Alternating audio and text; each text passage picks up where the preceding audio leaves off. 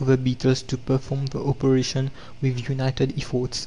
If necessary, they transport the corpse to a suitable soft ground, and they bury it in a very considerate way, without quarrelling as to which of them will enjoy the privilege of laying its eggs in the buried corpse. And when Gleditch attached a dead bird to a cross made out of two sticks, or suspended a toad to a stick planted in the soil, the little beetles would in the same friendly way combine their intelligences to overcome the artifice of man. The same combination of efforts has been noticed among the dung beetles. Even among animals standing at a somewhat lower stage of organization, we may find like examples. Some land crabs of the West Indies and North America combine in large swarms in order to travel to the sea and to deposit therein their spawn, and each such migration implies concert, cooperation, and mutual support. As to the big Molucca crab (Limulus), I was struck in 1882 at the Brighton Aquarium with the extent of mutual assistance which these clumsy animals are capable of bestowing upon a comrade in case of need. One of them had fallen upon its back in a corner of the tank, and its heavy saucepan-like carapace prevented it from returning to its natural position. The more so as there was in the corner an iron bar, which rendered the task still more difficult. Its comrades came to the rescue, and for 1 hour's time I watched how they endeavoured to help their fellow prisoner. They came to at once, pushed their friend from beneath, and after strenuous efforts succeeded in lifting it upright. But then the iron bar would prevent them from achieving the work of rescue, and the crab would again heavily fall upon its back. After many attempts, one of the helpers would go in the depth of the tank and bring 2 other crabs, which would begin with fresh forces the same pushing and lifting of their helpless comrade. We stayed in the aquarium for more than 2 hours, and when leaving we again came to cast a glance upon the tank. The work of rescue still continued.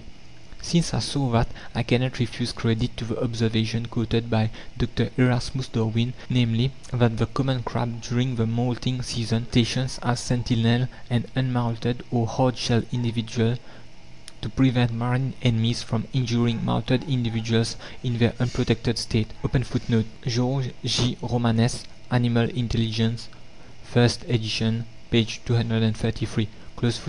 Facts illustrating mutual aid amidst the termites, the ants, and the bees are so well known to the general reader, especially through the works of Romanes, L. Buchner, and Sir John Lubbock, that I may limit my remarks to a very few hints.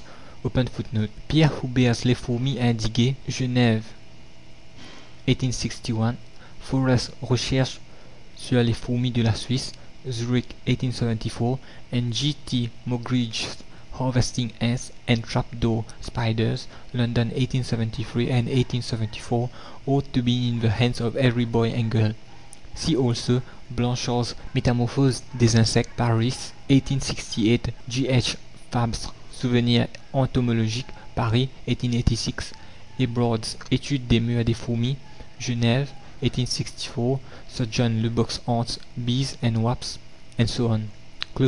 If we take an ant's nest, we not only see that every description of work, rearing of progeny, foraging, building, rearing of aphids, and so on, is performed according to the principles of voluntary mutual aid, we must also recognize with Forel that the fundamental feature of the life of many species of ants is the fact and the obligation for every ant of sharing its food, already swallowed and partly digested, with every member of the community which may apply for it. 2 ants belonging to 2 different species, or to 2 hostile nests, when they occasionally meet together, will avoid each other. But 2 ants belonging to the same nest, or to the same colony of nests, will approach each other, exchange a few movements with the antenna, and if one of them is hungry or thirsty, and especially if the other has its crop full, it immediately asks for food. The individual thus requested never refuses. It sets apart its mandibles, takes a proper position, and regurgitates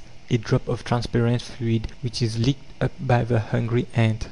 Regurgitating food for other ants is so prominent a feature in the life of ants (at liberty) close bracket, and it so constantly recurs both for feeding hungry comrades and for feeding larvae that Forel considers the digestive tube of the ants as consisting of two different parts, one of which, the posterior, is for the special use of the individual, and the other, the anterior part, is chiefly for the use of the community. If an ant which has its crop full has been selfish enough to refuse feeding a comrade, it will be treated as an enemy, or even worse. If the refusal has been made while its kinsfolk were fighting with some other species, they will fall back upon the greedy individual with greater vehemence than even upon the enemies themselves. And if an ant has not refused to feed another ant belonging to an enemy species, it will be treated by the kinsfolk of the latter as a friend. All this is confirmed by most accurate observation and decisive experiments. Open footnote. Forel's Recherche, pages 244, 275, 278. Huber's description of the process is admirable. It also contains a hint as to the possible origin of the instinct. Popular edition, pages 158, 160. See Appendix 2. In that immense division of the animal kingdom, which embodies more than 1,000 species, and is so numerous that the Brazilians pretend that Brazil belongs to the ants, not to men, competition amidst the members of the same nest or the colony of nests does not exist. However terrible the wars between different species, and whatever the atrocities committed at wartime, mutual aid within the community, self-devotion grown into a habit, and very often self-sacrifice for the common welfare of the rule.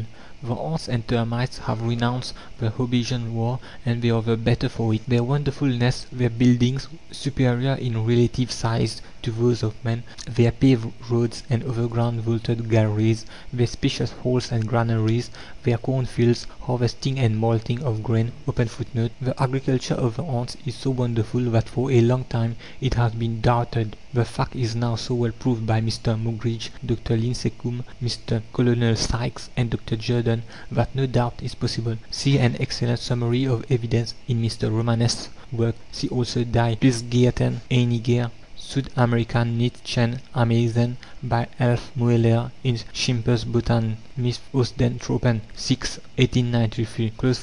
Their rational methods of nursing their eggs and larvae, and of building special nests for rearing the aphides, whom Linnaeus so picturesquely described as the cows of the ants, and finally their courage, pluck, and superior intelligence, all these are the natural outcome of the mutual aid which they practice at every stage of their busy and laborious lives. That mode of life also necessarily resulted in the development of another essential feature of the life of ants, the immense development of individual initiative, which in its turn evidently led to the development of that high and varied intelligence which cannot but strike the human observer. This second principle was not recognized at once. Former observers often spoke of kings, queens, managers, and so on, but since Huber and Forel have published their minute observations, no doubt is possible as to the free scope left for every individual's initiative in whatever the ants do, including their wars. If we knew no other facts from animal life than what we know about the ants and the termites, we already might safely conclude that mutual aid (which leads to mutual confidence, the first condition for courage), and individual initiative (the first condition for intellectual progress), are two factors infinitely more important than mutual struggle in the evolution of the animal kingdom. In fact, the ant thrives without having any other protective features which cannot be dispensed with by animals living an isolated life. Its colour renders it conspicuous to its enemies, and the lofty nests of many species are conspicuous in the meadows and forests. It is not protected by a hard carapace, and its stinging apparatus, however dangerous when hundreds of stings are plunged into the flesh of an animal, is not of a great value for individual defence, while the eggs and larvae of the ants are a dainty for a great number of the inhabitants of the forest. And yet the ants in their thousands are not much destroyed by the birds, not even by the ant eaters, and they are dreaded by most stronger insects. When Forel emptied a bagful of ants in a meadow, he saw that the crickets ran away, abandoning their holes to be sacked by the ants. The grasshoppers and the crickets fled in all directions. The spiders and the beetles abandoned their prey in order not to become prey themselves.